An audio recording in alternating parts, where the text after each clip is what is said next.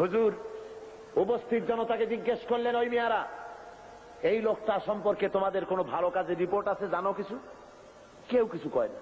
একজনে দাঁড়ায় কয়, হুজুর আমার কাছে একটা রিপোর্ট আছে। কি?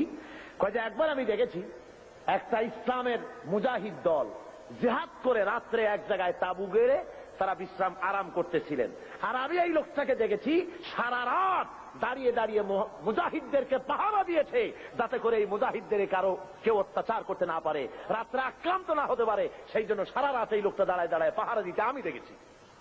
হুজুর জানাজা পড়লেন, মিশকাত শরীফের হাদিস।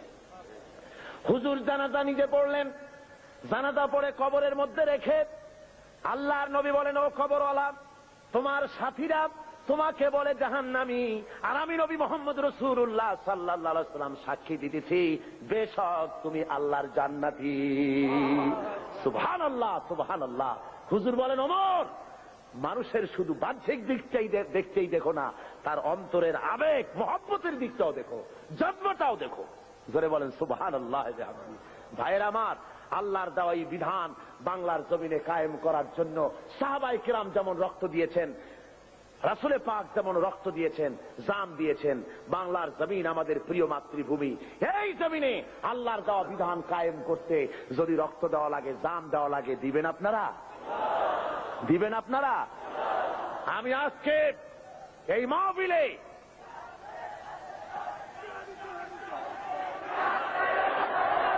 আমি আপনাদের বলতে চাই, বাংলাদেশে আল্লাহ যদি মেহেরবানি করেন ইলেকশন আসতে পারে, পারে না?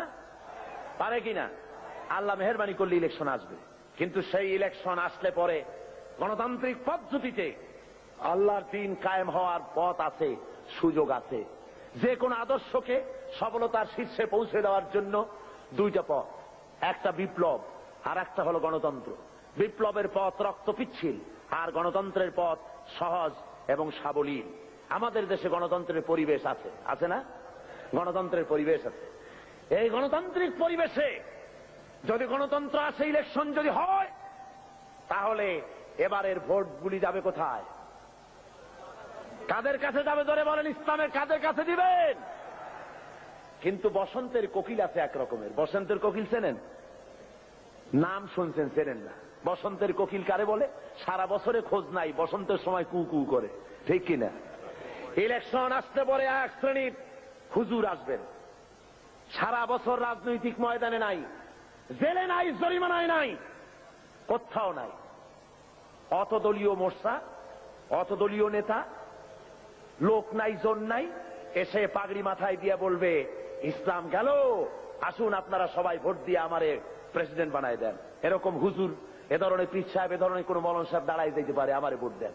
এখন বলেন, যে লোকটার কোনো অফিস নাই, লোক নাই, কর্মী নাই, কিছু নাই, ইলেকশনের জন্য দাঁড়াইলো, আপনি বরকতের জন্য ভোট দিলেন, ইসলামের ভালো হবে না ক্ষতি হবে? জোরে বলেন, কি হবে? এই নেতা তো হুজুর সাল্লাল্লাহু আলাইহি ওয়াসাল্লামকে বানাইতে চাইছিল আবু জেহেল। নেতারা বানাইতে চাইছিল, হুজুরকে নেতৃত্ব দিতে চাইছিল না? হুজুর নেতৃত্ব নিয়েছিলেন? কেন নেন নাই? হুজুর বুঝেছিলেন, এখন যদি আমি প্রেসিডেন্ট হই, তাহলে আবু জাহেল হবে কি প্রধানমন্ত্রী, ইসলামের সর্বনাশ হয়ে যাবে। লোক বানাইছেন 13 বছর বসে। সুতরাং ওই সমস্ত লোক ইলেকশনের সময় ময়দানে আসবে, যাদের লোক নাই, জন নাই, অফিস নাই, সারা দেশে কেউ নাই, ঢাল নাই, তরবারি নাই, নিধি নাম সর্দার। ইসলাম গেল, তাড়াতাড়ি ভোট দাও। লোকেরা মনে করলো হুজুরে ভোট দিয়ে একটুখানি সওয়াব কামাই করি, হুজুরে ভোট দিলেন। কয়েকজন হুজুর মৌলানা সাহেব গেলেন ইলেকশনে পার হইয়া, সারা দেশে কোনো কর্মী নাই তাদের, পার হয়ে গেলেন। বলেন, বঙ্গভবনে যায় যদি খতমে খাজেগান পড়েন, তাহলে অর্থনৈতিক দুরবস্থা দূর হবে? খতমে তাসমিয়া যদি পড়ে, খতমে নারিয়া, মিলাদ শরীফ বারবার যদি পড়ে পার্লামেন্টে, তাতে কি বালা মুসিবত, দেশের অর্থনীতি, সমাজনীতির মুসিবত কি কমবে? কমবে না, বরং সেখানে আপনাকে এই কাজ থেকে আপনাকে বিরত থাকতে হবে, দেখতে হবে কারা দাঁড়িয়েছে। অনেকে আমাকে বলেন, হুজুর বলেন তো ইসলামের কথা, কিন্তু দল তো অনেক, কোন দলে যাব? ইসলামের নামে কত দল, কোন দলে যাব? আমি জিজ্ঞেস করি, দল বলতে বোঝেন নাকি? দল মানে কি? বেবি ট্যাক্সি মার্কা দল, টেম্পু মার্কা দল, রিক্সা মার্কা দল, একটা ড্রাইভার, তারপর পিছনে দুইটা প্যাসেঞ্জার, অর্থাৎ একজন প্রেসিডেন্ট, একজন সেক্রেটারি, একজন ট্রেজারার, একজন ক্যাশিয়ার, বাস, এই 3 জনের পার্টি। সারা দেশে অফিস নাই, লোক নাই, জন নাই, এগুলো দল হইল? জোরে বলেন, এগুলি দল হলো? অমুক ইসলাম তমুক ইসলাম দিল একটা নাম দিয়ে জনমের মতো। ইলেকশন আসলে পরে প্রেসিডেন্টের কাছ থেকে, সরকারের কাছের থেকে টাকা খাইয়া ইলেকশনের জন্য দাঁড়ায় যায় পাগল ছাগল। ঠিক কিনা কন? জোরে বলেন সত্য কিনা? আমি বলি মিয়া, দল যদি দেখতে হয়, অনেকে বলে যে কোন দলে যাব, তা আমি বলি যে বাজারে যখন ইলিশ মাছ কিনতে যান, ইলিশ মাছ কি শুধু এক দোকানে পাওয়া যায় না অনেক দোকানে পাওয়া যায়? তো আপনি অনেক দোকানে ইলিশ আছে বলে বাড়ি যেয়ে বলেন নাকি বউকে যে বাজারে তো গেছিলাম মাছ কিনতে, কিন্তু ইলিশ পাওয়া যায় বহু দোকানে, রাগ করে কোনো দোকান দিয়ে কিনি নেই। এটা কথা হলো? বরং আপনি কিনবেন ইলিশ টাটকা এবং পচা না, এরকম দেখে যার দোকানে পাওয়া যায় সেইটাই কিনবেন। ঠিক কিনা? দল আপনাকে অবশ্যই করতে হবে। কোনটা করবেন সে আকল আপনাকে আল্লাহ দিয়েছেন। দল বলা হয় তাদেরকেই, ইসলামী দল দাবি করতে তারাই পারে যাদের কর্মী বাহিনী ছড়িয়ে আছে রাজধানী থেকে শুরু করে প্রত্যন্ত অঞ্চল পর্যন্ত। ঠিক কিনা কন? যারা ছাত্রদের ভিতরে কাজ করে, ইসলামের আওয়াজ তুলেছে ছাত্রদের ভিতরে, আওয়াজ তুলেছে শ্রমিকদের মধ্যে, আওয়াজ তুলেছে নারীদের মধ্যে, আওয়াজ তুলেছে অমুসলিমদের মধ্যে, আওয়াজ তুলেছে কল কারখানা, সেক্রেটারিয়েট, বঙ্গভবন, ক্যান্টনমেন্ট, সর্বত্র ইসলামের আওয়াজ তুলেছে।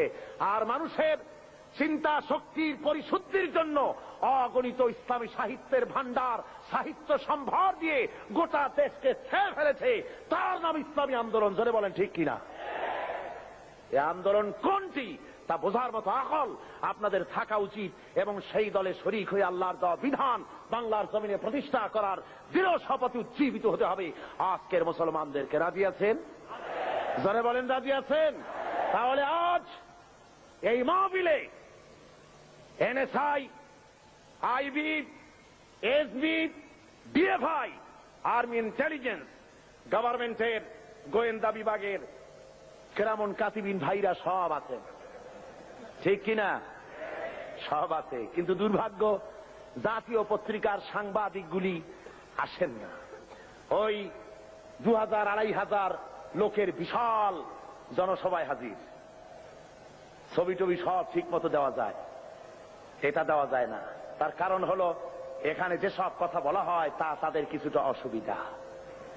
আমরা দোয়া করব আল্লাহ যেন এই অসুবিধা তাদের কাটায় ওঠার তৌফিক দেন। জোরে বলেন আমিন। এই বিশাল জনসমুদ্র, গভর্নমেন্টের আইবি দেখে রাখো, এসবি, ডিএফআই দেখে রাখুন, এই বিশাল জনতা কি চায়। এই দেশের বুকে যারা ইসলাম চান, কোরআন ও সুন্নাহর আইন যারা চান, শুধুমাত্র সেই মুমিনেরা হাত তুলবেন, আর কেউ না। কোন মুনাফিক হাত তুলবেন না, এখন না। কোন মুনাফিক হাত তুলবেন না, আল্লাহর কাছে দায়ী হয়ে যাবেন। যারা চান বাংলার জমিনে দিন কায়েম হোক এবং বসে থাকবেন না, ইসলামী আন্দোলনে শরীক হবেন আজকের থেকে, সেই সব মুমিনেরা হাত তুলবেন। একটা স্লোগান দিবেন এমন যে স্লোগান দিল্লির উপর থেকে মদিনা মুনাওয়ারা হয়ে আরশে আজিমে চলে যায়। পারবেন?